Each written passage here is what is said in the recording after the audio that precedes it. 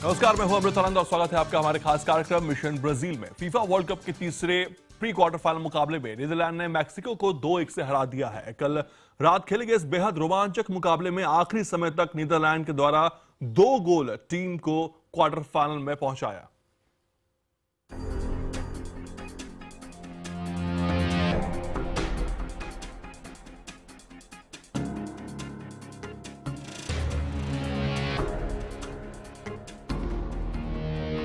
आखिरी समय में जब खेल से पकड़ ढीली होने लगे और साथ ही किस्मत भी आपका साथ न दे तो कैसे सभी किए कराए पर पानी फिर जाता है, ये मैक्सिको से बेहतर कौन बता सकता है। मैच में 87 मिनट तक बढ़त बनाए रखने के बावजूद आखिरी समय में 2 गोल खाकर मैक्सिको विश्व कप से बाहर हो गई है। मैच में शुरुआत से ही मैक्सिको की रक्षा पंक्ति के सामने नीदरलैंड की टीम कमजोर दिखाई दे रही थी। पहले हाफ में दोनों टीमें कोई गोल नहीं कर पाईं। दूसरे हाफ में 3 मिनट बाद ही सेंटोस ने गोल दागकर मैक्सिको को बढ़त दिला दी। इससे पहले लगातार 3 मैच जीतकर नॉकआउट दौर में पहुंची नीदरलैंड ने भी हमले किए, लेकिन दाद देनी होगी मैक्सिको के गोलकीपर ओचोआ की, जिन्होंने नीदरलैंड की गेंद को गोल पोस्ट का रास्ता नहीं देखने दिया। एक गोल से पिछड़ रही नीदरलैंड ने हालांकि हिम्मत बनाए रखी और आखिरकार मैच में वापसी कर ली। खेल खत्म होने से 2 मिनट पहले वेस्ले स्नाइडर ने गोल कर टीम को बराबरी पर ला दिया। 90 मिनट के खेल में दोनों टीमें 1-1 से बराबर रहीं। इसके बाद शुरू हुआ इंजरी टाइम का खेल और यहीं पर मैक्सिको की किस्मत ने धोखा दे दिया। आखिरी समय में आयन रॉबिन को गलत तरीके से गिराने पर रेफरी ने नीदरलैंड को पेनल्टी दे दी। हंटेलार के पेनल्टी शूट को ओचोआ देखते रह गए और गेंद गोल पोस्ट के अंदर चली गई। इस जीत के साथ ही नीदरलैंड ने वर्ल्ड कप के क्वार्टर फाइनल में प्रवेश कर लिया है। उत्कर्ष Chaturvedi, IBN 7।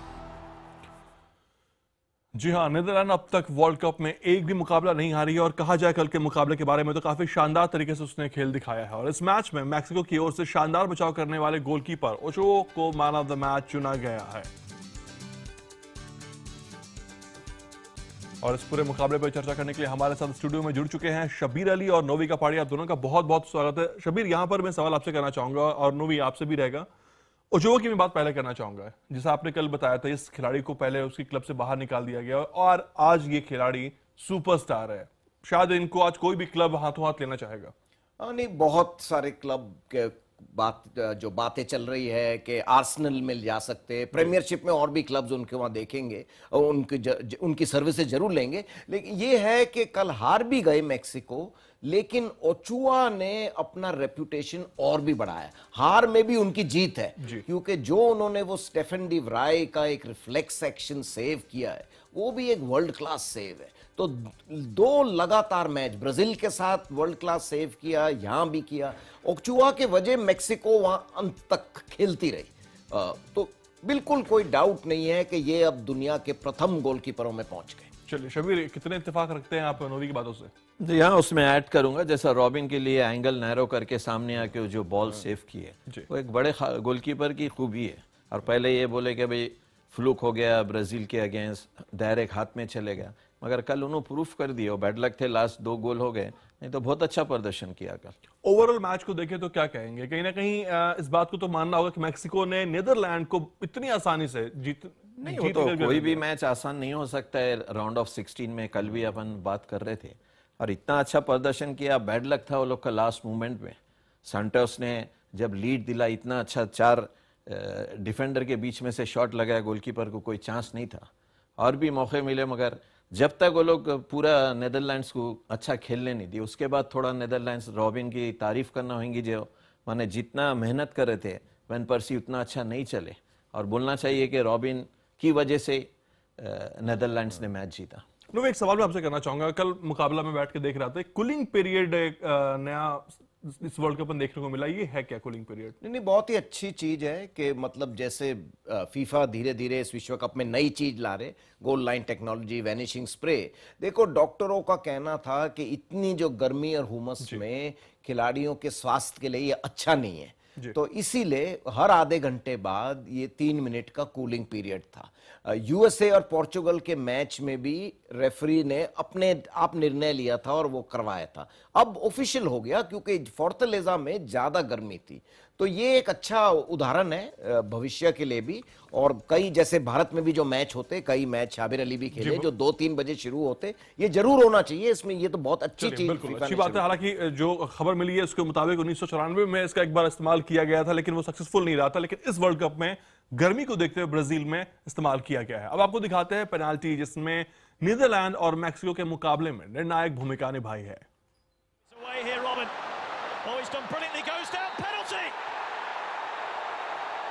Marquez couldn't prevent himself from sticking out a boot, and Robin tumbles, and Netherlands have a penalty in injury time for a place in the quarterfinals of the World Cup.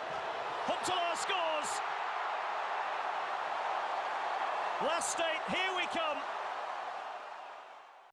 जी हाँ, मुकाबले की बात की जाए, मुकाबला काफी शानदार रहा। नीदरलैंड जैसी टीम को बांध के रखा मैक्सिको ने। पहले हाफ की बात करूं तो कोई मौका नहीं मिला शबीर, लेकिन दूसरे हाफ में जो गेम चेंज हुआ, ये क्या प्लानिंग रही होगी टीमों की?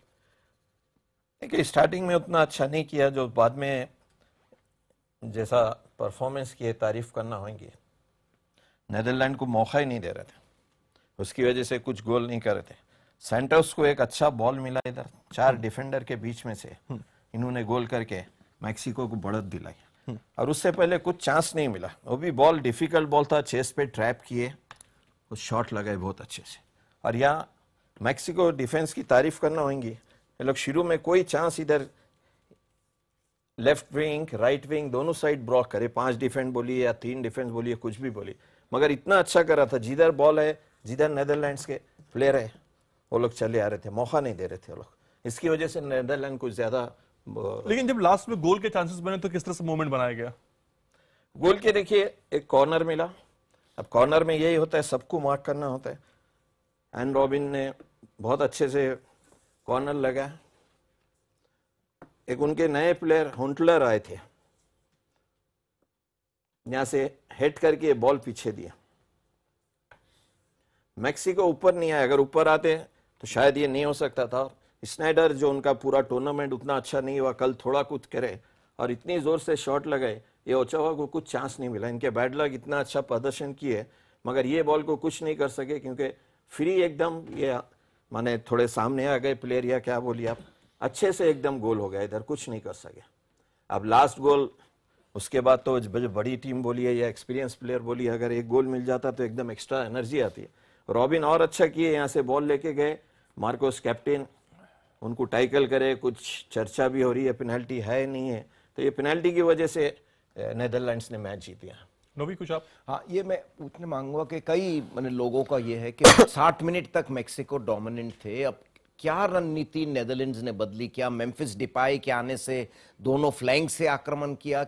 नेदरलैंड्स कैसे डोमिनेंट हो गई अंतिम 30 मिनट में? नवी, मेरे ख्याल से 2 चीज हुआ इधर। जब 1 गोल से जीत रहे थे तो कोच ये समझे मैक्सिको कि हम लोग अगर डिफेंस कर लेंगे तो बहुत अच्छा होगा।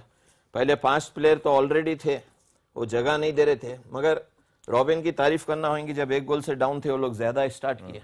और यहाँ एक चीज देखने में आई, सैंटोस को बिठा के अग्विनो को लेके आए कोच। वो चाहे कि हम और मिडफील्ड बना के वो लोग को जगह नहीं देंगे, मगर वो एक बैकफायर की, तो उसकी वजह से इधर डिफेंस पे कोई प्रेशर नहीं पड़ा और साइड बैक्स ऊपर आ रहे थे। इवन रॉबिन इतना अच्छा खेले, उसकी वजह से वहां एकदम अटैक अच्छा हुआ और लोग को जीत मिली। चलिए, ये तो बात हो गई मुकाबले की। मुकाबला शानदार रहा, यहाँ पर टीमों को जीत मिल चुकी है, नीदरलैंड जीत के आगे बढ़ चुकी है। लेकिन हम जिस चर्चा की हम बात करते हैं, कूलिंग पीरियड, कूलिंग टाइम क्या है, पहली बार वर्ल्ड कप में इस्तेमाल किया गया है और ये गर्मी को देखकर किया जाने वाला एक पैसेज है। जिस दिन जितनी गर्मी रहेगी उसके अकॉर्डिंग आपको कूलिंग टाइमिंग मिलेगा, और कूलिंग टाइमिंग की जो पीरियड होती है वो होती है 3 मिनट। आइए समझने की कोशिश करते हैं कि आखिर है ये क्या कूलिंग टाइम।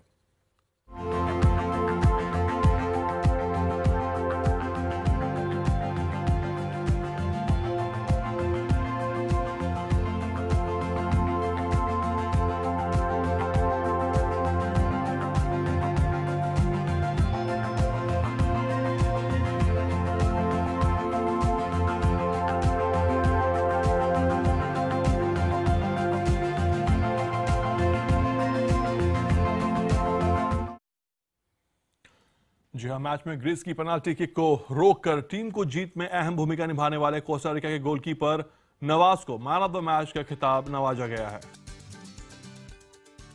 और यहां पर कोस्टा रिका की बात करूं तो यहां पर जिस तरह से नवाज को, शबीर आप क्या बताएंगे इस पर कि मैन ऑफ द मैच का खिताब नवाज के नाम? जैसा दो गोलकीपर कल खेले तो वाकई मैंने करेक्ट दिया गया, इनकी वजह से मैंने गोल नहीं हुए, इतना अच्छा सेव किए थे। वो बैड लक है कि लास्ट मोमेंट में गोल होके उन्होंने हार गए, मगर बहुत अच्छा प्रदर्शन किया।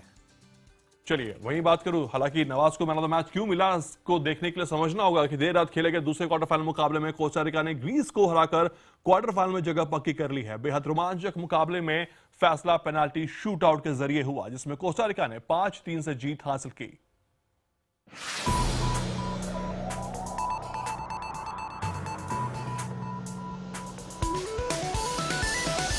केलर नवाज का ये बेहतरीन बचाव ही कोस्टा रिका और ग्रीस के मुकाबले के बीच का अंतर साबित हुआ। इसमें कोई दो राय नहीं है कि कोस्टा रिका को टूर्नामेंट के क्वार्टर फाइनल तक पहुंचाने में सबसे बड़ी भूमिका गोलकीपर केलर नवाज की है। कोस्टा रिका और ग्रीस की टीमों ने जिस तरीके से सबको चौंकाते हुए टॉप 16 में जगह बनाई थी, उनके बीच खेला गया मैच भी उतना ही रोमांचक साबित हुआ।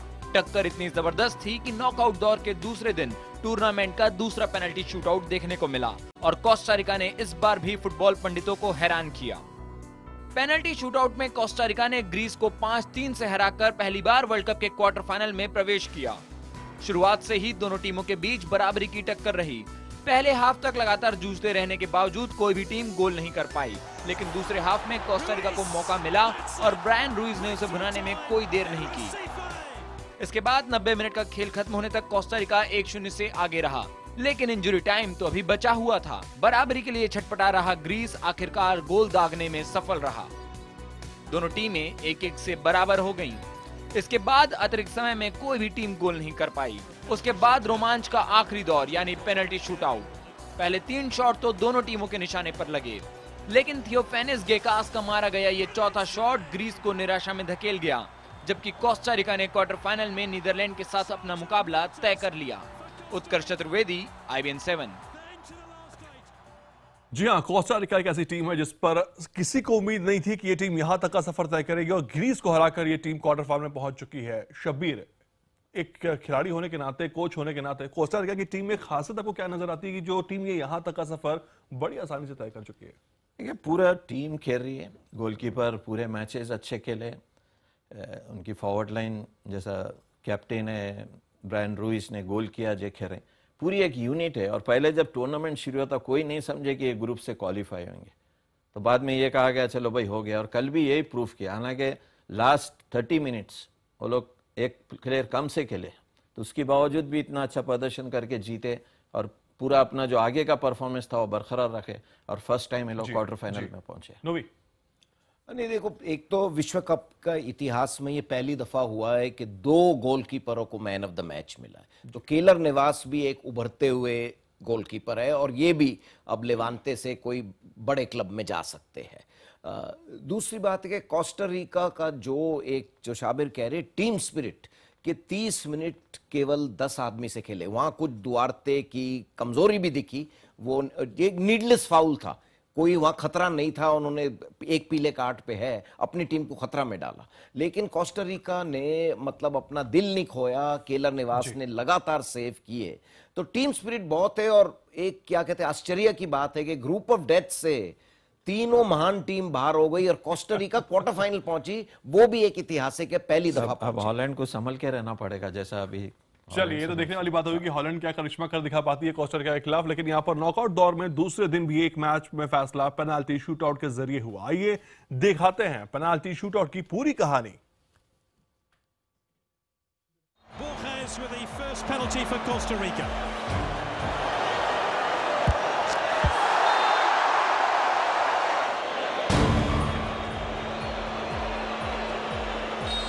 Can he make it 1-1?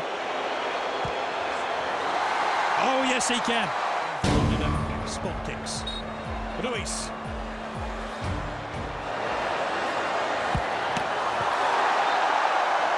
They're all belters.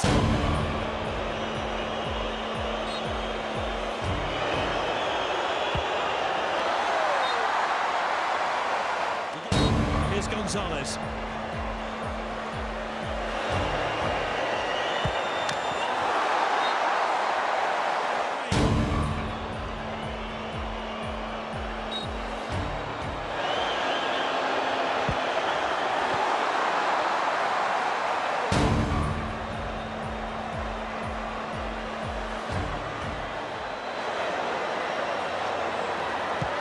Oh!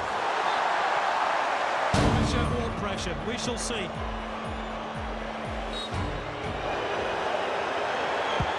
Brilliant save! Here he goes.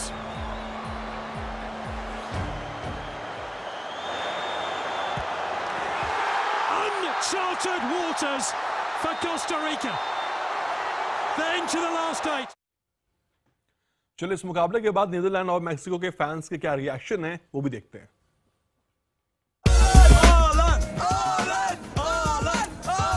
FIFA ratera, FIFA ratera, FIFA ratera, FIFA ratera.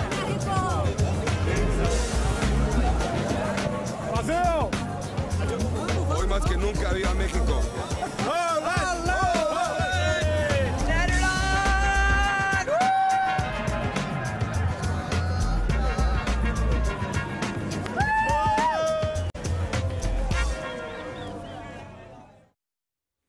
चलिए फिलहाल यहाँ वक्त है ब्रेक लेने का, लेकिन ब्रेक पर जाने से पहले मैं दोनों मेहमानों का शुक्रिया अदा करना चाहूंगा। आप दोनों का बहुत बहुत शुक्रिया चर्चा में जुड़ने के लिए। फिर शाम 6:30 बजे मुलाकात होगी आपकी शबीर और नोवी दोनों से। फिलहाल ब्रेक के बाद आपको बता दें कि ब्रेक के बाद आपको दिखाएंगे फ्रांस और जर्मनी कैसे कर रहे हैं आज के मुकाबले की जोरदार तैयारी।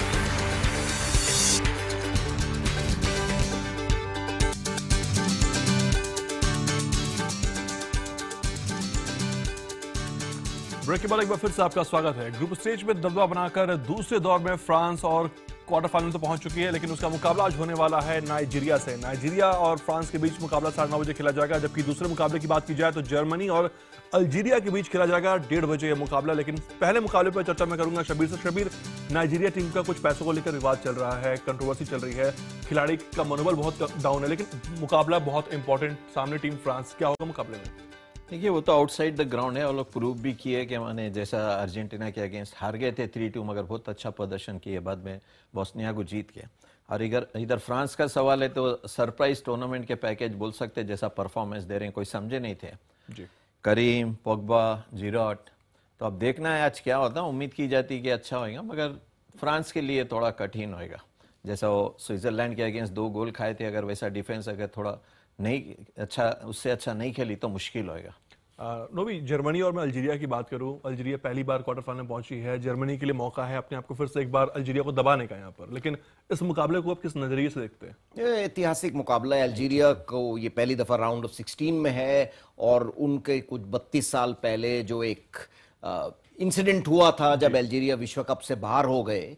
लेकिन ये है कि जर्मनी का क्वालिटी और वैरायटी ऑफ प्लेयर्स बहुत ज़्यादा है, तो अल्जीरिया का रक्षापंथी माजिद बुगैरा और हिलाचे वो कितनी देर तक रोक सकते हैं रशीद हिलाचे जर्मनी का आक्रमण का। मुझे यार लगता है ये एक अच्छा मौका है कि मिरोस्लाव क्लोजा अपना विश्व रिकॉर्ड प्राप्त कर सकते हैं। पडोल्स्की खेलेंगे नहीं, वो 15 गोल पे है, और जर्मनी कंप्लीट फेवरेट्स होने चाहिए इस मैच का। लेकिन अल्जीरिया मतलब एक पूरा दिल और जोश से खेलेंगे, अच्छा मुकाबला होना चाहिए। ये शाम का मैच है तो गर्मी का इतना असर नहीं होगा, जो नाइजीरिया को थोड़ा एडवांटेज मिल सकता है, तो इसीलिए जर्मनी को हावी होना चाहिए। तो कुल मिलाकर कहा जाए यहाँ पर शबीर, आप ये कहना चाहते हैं कि पहला मुकाबला जो फ्रांस और नाइजीरिया के बीच होने वाला है वो मुकाबला थोड़ा टक्कर का होने वाला। फ्रांस को डिफेंस उसकी कमजोर है, थोड़ा संभल के रहना होगा। जी हाँ, गर्मी भी है, जैसे मूसा 2 गोल किए थे, दूसरे खिलाड़ी है, और नाइजीरिया लास्ट तक वो जो आप बोले गड़बड़ी चली वो तो अलग है, मगर अच्छा प्रदर्शन किया। फ्रांस भी मैंने जितना अटैक है, अगर गोल भी मार लिए लोग, यूटिलाइज करे चांसेस, तो फिर जीत जाना। चलिए देखना होगा कि आज के मुकाबले में कौन सी टीमें जीतती हैं और कौन क्वार्टर फाइनल में जगह बनाता है और कौन वर्ल्ड कप से बाहर हो जाता है। फिलहाल आप दोनों का बहुत बहुत शुक्रिया, और यहाँ है वक्त छोटे से ब्रेक का। ब्रेक के बाद देखते रहिए आप IBN7। नमस्कार।